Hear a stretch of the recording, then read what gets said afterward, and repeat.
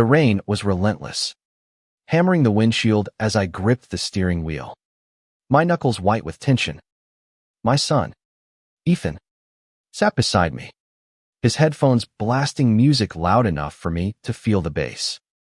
I didn't expect a single dad's invitation to dinner to unravel my carefully guarded world. It started 3 weeks ago in the parking lot of Lincoln High, a sprawling brick school in suburban Philadelphia. I was late again, stuck in traffic after a grueling day at the law firm, when Ethan climbed into the car, his backpack slung over one shoulder. "Dad, can we give Lucas a ride home?" His dad stuck at work. I glanced at the kid standing by the curb. Lucas, lanky, with messy brown hair and a shy smile. I nodded, not thinking much of it. How could I know that this small act of kindness would lead me to a dinner table that would change everything?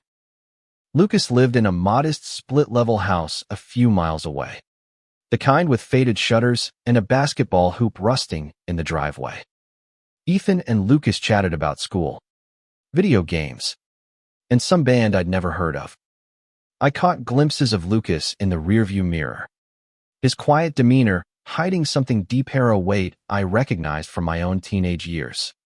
When we pulled up to his house, he thanked me softly, his eyes darting to the ground. "My dad'll be home soon," he said, almost apologetically. I didn't think much of it then. Single parents, I figured, were always stretched thin. The next day, Ethan came home with a story. Lucas's dad, Mr. Harper, asked about you, he said, tossing his sneakers by the door. I frowned, stirring the spaghetti sauce. "Asked what?" Ethan shrugged. "Just stuff.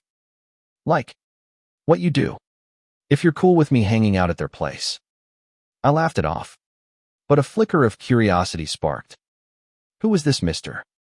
Harper? And why did he care about me? A week later, the invitation came. Ethan handed me a folded note, written in neat, slanted handwriting. "Mr. Bennett, Lucas and I would love to have you and Ethan over for dinner this Friday. Nothing fancy, just to thank you for the ride. Ryan Harper." I stared at the note, my thumb tracing the ink. Dinner with a stranger. I wasn't the type to say yes to these things. My life was orderly work. Ethan. Repeat. No complications. But Ethan's hopeful grin wore me down. "Come on, Dad. Lucas says his dad's a great cook." Friday night, I found myself standing on the Harpers' porch, Ethan beside me, holding a bottle of wine I'd grabbed from the back of my pantry. The door swung open, and there he was, Ryan Harper, late 30s, broad-shouldered, with dark hair slightly graying at the temples and eyes that held a quiet intensity. He wore a faded flannel shirt, sleeves rolled up, and a dish towel slung over his shoulder. "Tom, right," he said, his voice warm but cautious. "Come on in." The house smelled of garlic and rosemary, and the dining room was small but welcoming, with mismatched chairs and a table set for 4. Lucas was already there, setting out plates, his nervousness mirroring my own.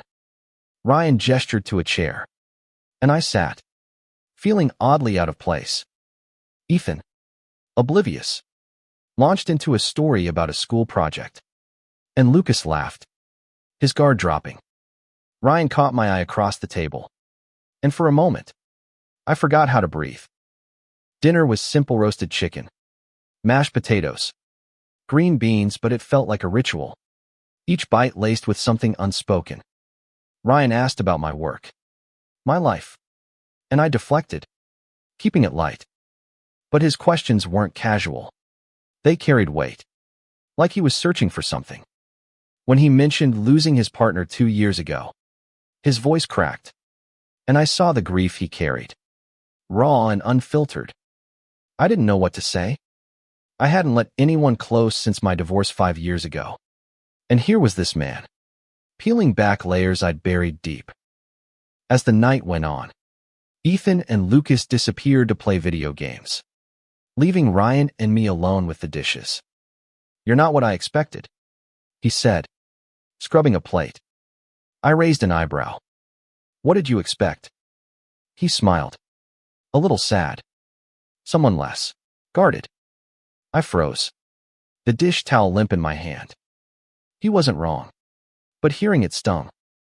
That night, driving home, Ethan was quiet, sensing something I couldn't name. I kept replaying Ryan's smile, the way his hand brushed mine when he passed me a glass. I told myself it was nothing, just a friendly dinner. But my heart, stubborn and unsteady, whispered otherwise. The days after the dinner were a blur of routine court filings. Soccer practice. Ethan's endless chatter about school, but Ryan Harper lingered in my thoughts like a song I couldn't shake. I'd catch myself staring at my phone, wondering if I should text him, then shove it back in my pocket. I wasn't ready for whatever this was. Ethan, of course, had other plans. "Can Lucas come over this weekend?" he asked over breakfast, his mouth full of cereal. I nodded, distracted. But when Saturday came, it wasn't just Lucas who showed up. Ryan stood at my doorstep, holding a six-pack of craft beer and a sheepish grin. "Hope it's okay I tagged along," he said. Lucas insisted. I didn't buy it, but I stepped aside, letting them in. The boys vanished to Ethan's room, leaving Ryan and me in my cramped living room. The space felt smaller with him in it, his presence filling the corners I'd left empty for years. We cracked open the beers, and conversation flowed work. Parenting, the Phillies' latest loss. But beneath the small talk, there was a current, something electric. When he laughed, his eyes crinkled, and I found myself staring too long. "You're good with Ethan," Ryan said, leaning back on the couch. Not every dad would let their kid's friend crash their house all the time. I shrugged, uncomfortable with the praise. "Ethan's my world. I'd do anything for him." Ryan's gaze softened. "I get that. Lucas is mine." He told me about his partner, Jamie, who died in a car accident. The way he spoke raw, unguarded, made my chest ache. I didn't share much about my ex-wife, Claire, or the divorce that left me hollow. But Ryan didn't push. Instead, he asked about Ethan's dreams, my childhood, the things that made me tick.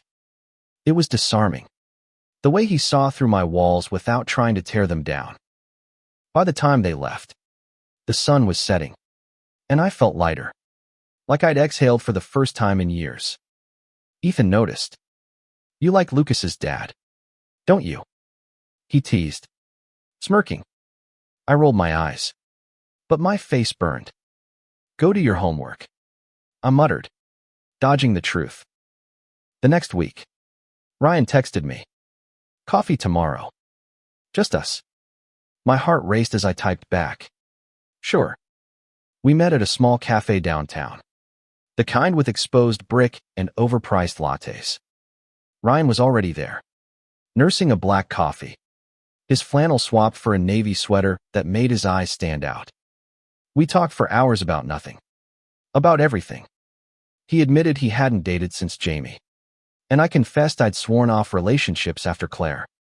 "But," he said, his voice low, "sometimes life doesn't care about your plans." That night, I couldn't sleep.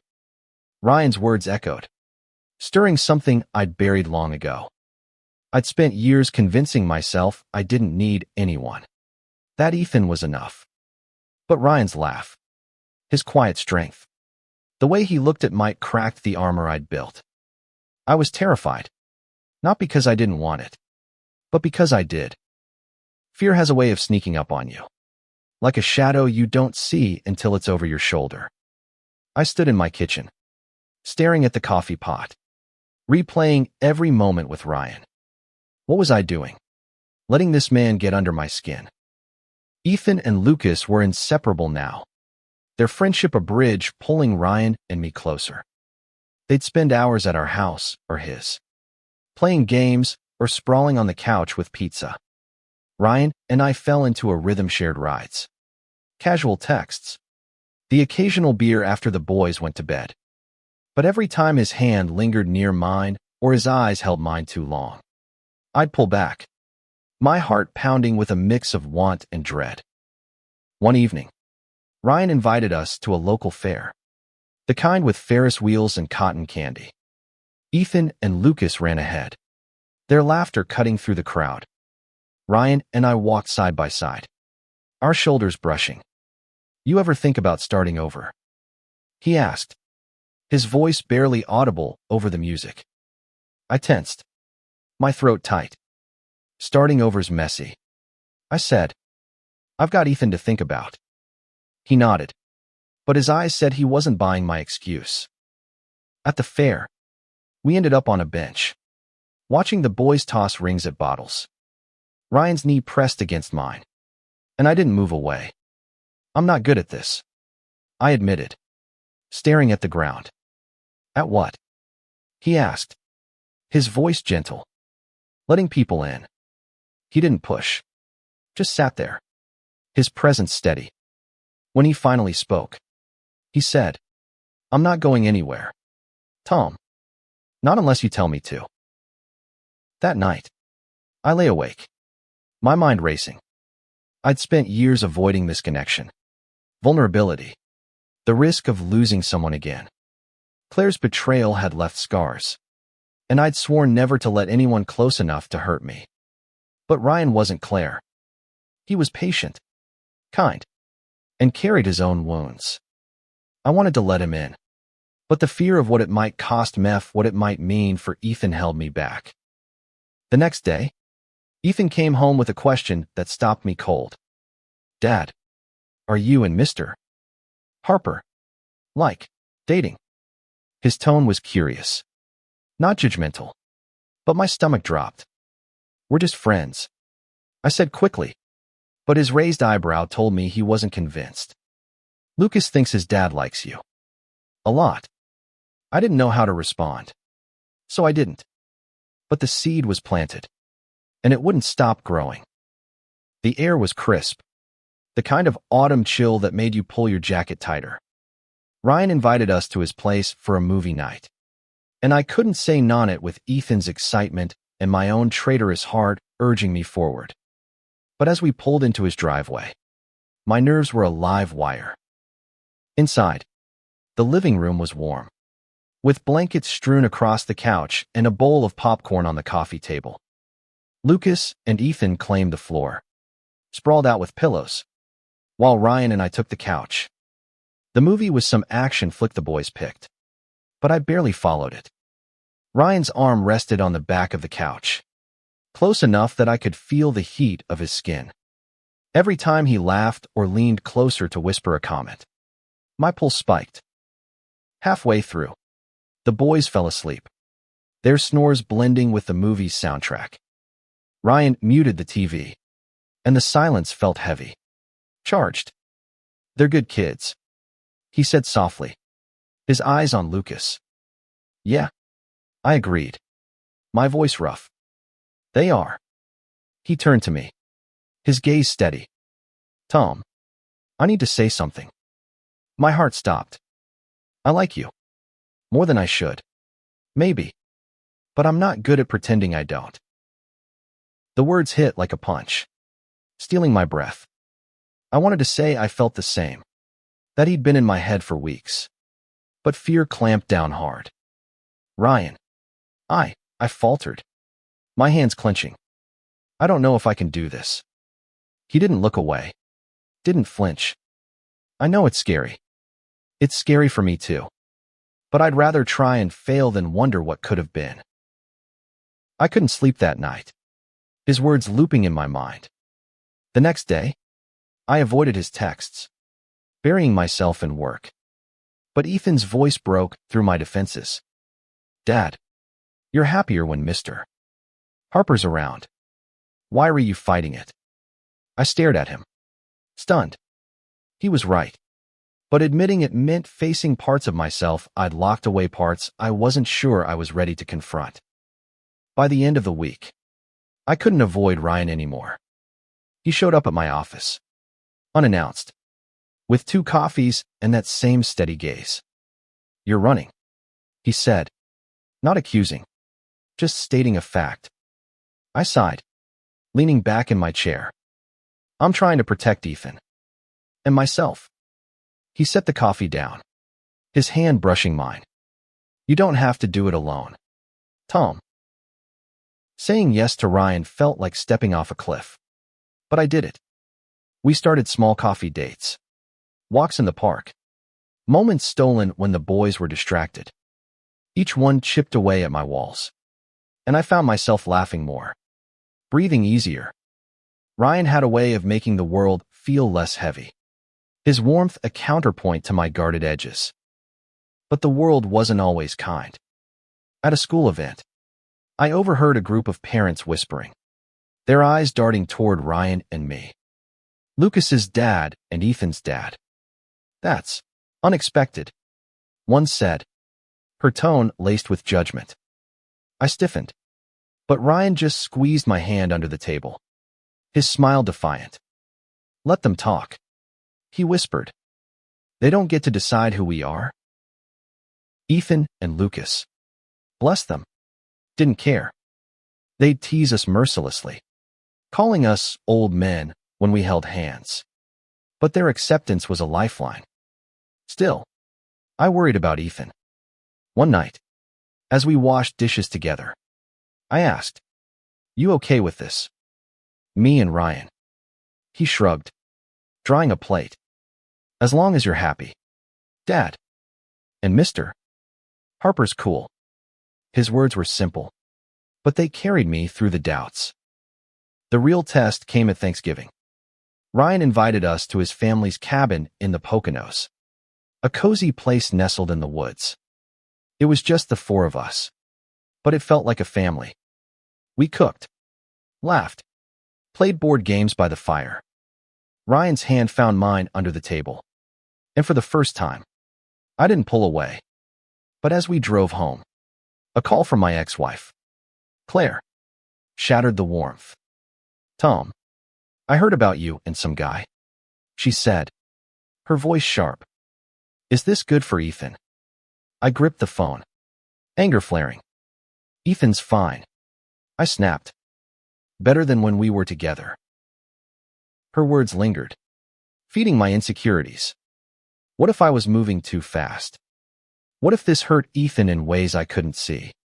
I pulled back, canceling plans with Ryan, my old fears resurfacing. He noticed. Of course. "What's going on, Tom?" he asked one night, his voice soft but firm. I couldn't lie to him. "I'm scared I'm screwing this up for Ethan. For us." He took my hand, his grip steady. "We're in this together. We'll figure it out." Winter settled over Philadelphia, blanketing the city in snow and silence. Ryan and I were trying, but the weight of Claire's call and the whispers at school made every step feel like a tightrope walk. I wanted to believe in us, but doubt was a stubborn guest. One night, Lucas stayed over, and Ryan came to pick him up. The boys were upstairs, and we stood in my kitchen, the tension between us palpable. "You're pulling away again," Ryan said, his voice low. I stared at the floor, unable to meet his eyes. "I don't know how to do this, Ryan. Not with Ethan. Not with everything."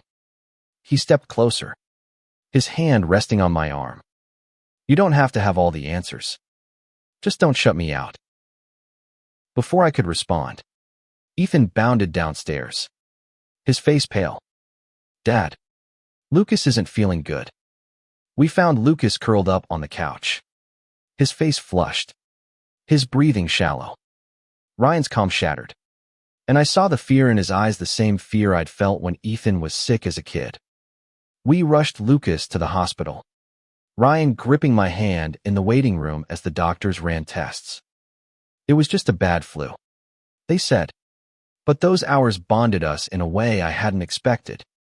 Ryan's vulnerability, his love for Lucas, mirrored my own for Ethan. I couldn't run from that. After Lucas was discharged, Ryan and I sat in his car, the engine idling. "I can't lose anyone else," he said, his voice breaking. I reached for him, pulling him into a hug, my own fears melting in the warmth of his embrace. "You won't," I promised. And for the first time, I believed it. We started being more open, holding hands in public, introducing each other as partners. The whispers didn't stop, but they mattered less. Ethan and Lucas were our anchors, their friendship a reminder of what we were building. One night, as we all watched a movie, Ryan's head on my shoulder, Ethan whispered, "This is nice." It was. It was more than nicey, it was home. Spring brought new beginnings, but also new challenges. Ryan and I were solid, but the world around us wasn't always forgiving. At a parent-teacher conference, a teacher pulled me aside, her tone cautious. "Some parents have concerns about your relationship with Mr. Harper. They're worried about the boys." I felt the familiar knot in my stomach, but I held her gaze. "The boys are fine. Better than fine." She nodded, but the encounter left me rattled. Ryan took it in stride. "People will always talk," he said, chopping vegetables for dinner. "What matters is us." I admired his strength, but I couldn't shake the fear that our happiness was fragile, that something could break it. Claire's calls didn't help. She'd softened, but her questions about Ethan, about stability, kept me on edge. Then came the school talent show. Ethan and Lucas had been practicing a duet, a goofy guitar performance that had us all laughing during rehearsals. The night of the show, Ryan and I sat in the auditorium, our hands clasped. The boys were a hit, their laughter infectious. But afterward, a group of parents confronted us in the parking lot. "This isn't right," one said, his voice loud. "You're confusing the kids." Ryan stepped forward, his voice calm but firm. "The only thing confusing is why you care so much about our lives." I was proud of him, but the encounter shook me. That night, I told Ryan I needed space. "I just need to think," I said, hating the hurt in his eyes. He nodded, but I could see the cracks forming. For a week, I avoided him, wrestling with my fears. Was I strong enough for this? For us? For Ethan? Ethan, as always, cut through the noise. "Dad, you love him. Stop being dumb." His bluntness made me laugh, and I realized he was right. I'd spent too long running from happiness, afraid of what it might cost. I called Ryan, my heart pounding. "I'm sorry," I said. "I'm in. All in." His voice was soft, relieved. "Good. Because I'm not letting you go." Summer arrived, painting Philadelphia in vibrant greens and golds. Ryan and I were stronger than ever, our lives intertwined in ways I hadn't dared imagine. We took the boys on a road trip to the Jersey Shore, the four of us laughing in a beat-up rental van, sand in our shoes and salt in our hair. It was messy, imperfect, and perfect. One evening, as the sun set over the ocean, Ryan and I sat on the beach, the boys chasing waves in the distance. He took my hand, his thumb tracing circles on my skin. "I want this forever," he said, his voice steady. My heart swelled, and for once, I didn't hesitate. Me too. The real test came when Claire visited. She'd asked to see Ethan, and I braced for judgment. But when she saw us, Ryan, Lucas, Ethan, and me, laughing over a barbecue in our backyard, she softened. "You're happy," she said later, her voice quiet. "I didn't think you could be." It wasn't an apology, but it was close enough. I nodded, grateful for the peace. The world didn't change overnight. There were still whispers, still moments of doubt. But Ryan and I faced them together. Our love a shield against the noise. Ethan and Lucas thrived, their friendship a testament to the family we'd built. One night, as we sat around the dinner table, our table, now, in the home we shared, I looked at Ryan, his eyes crinkling with laughter, and felt a profound gratitude. This was my life now. Not perfect, but whole.